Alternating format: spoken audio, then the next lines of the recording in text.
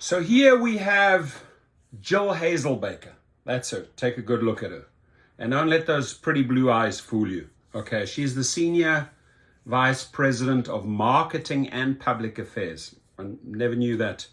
I always thought you'd have two different people handling, one the marketing, one the public affairs. But okay, right. Now her resume in the past is actually pretty good.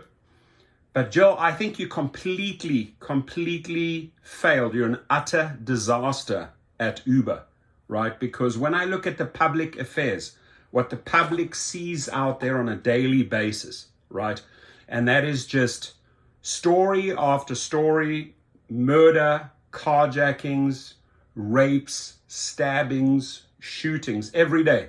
And your standard go-to approach, right, every time this happens, every single day, is send out a spokesman with a one-liner saying, we'll be cooperating with the police. Now, in 2022, this year, I have spoken to probably 15 people that have reached out to me that have lost either a child or a husband or a wife, right? And the one thing is, every single one said, you never had someone reach out and try and find out how you could help this individual, the public, right? Because they're part of the public, right? They had a loved one that they lost. Not once, Jill, have you reached out and said, hey, how can we help you? How can we assist your family? How can we get involved? Can we pay for a funeral? What can we do for you? Nothing, right? She's just absolutely not interested. She's also not interested. And that's why, you know, she's a complete disaster at this job. And I don't think she honestly has a future in public relations or marketing. Don't even get me started on marketing, because everything that you approve, Jill Hazelbaker, is a complete bait and switch marketing approach. Some angle you can con a driver or a passenger to come on board, right? And I'll just sum up the marketing with that one sentence. But when it comes to public relations, you can do so much better, right? Drivers don't want to just see a standard line, oh, we're cooperating with the police. Most of the time, you don't actually even cooperate with the police. These people have to get attorneys involved, right? And they have to threaten your company to try and maybe get to the rider that committed the crime, right? So you're stonewalling them most of the time.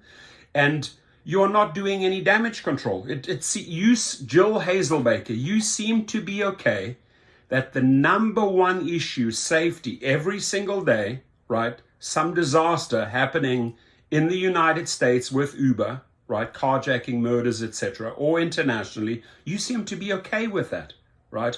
Because if you were not okay with that, if you actually wanted to address this and make good with the public and make good with the image of your company, you would take this issue head on.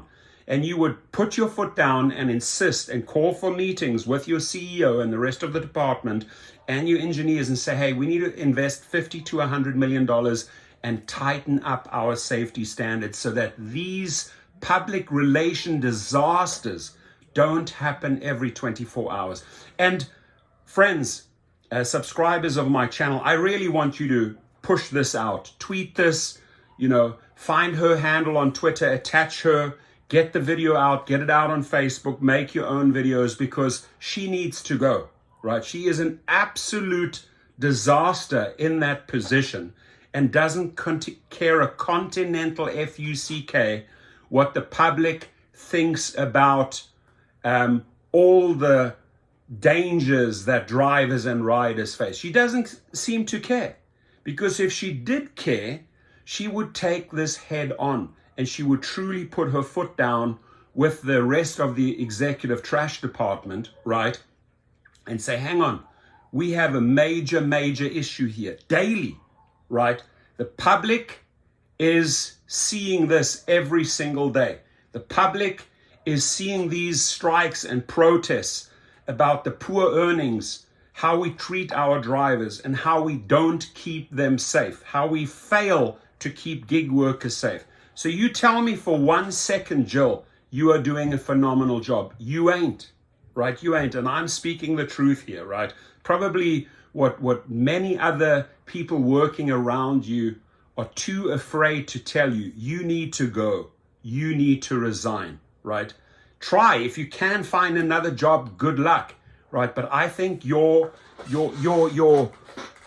status, right, in the tech world has so diminished with your utter and absolute failure to get a grip on the PR, on the public relations of Uber.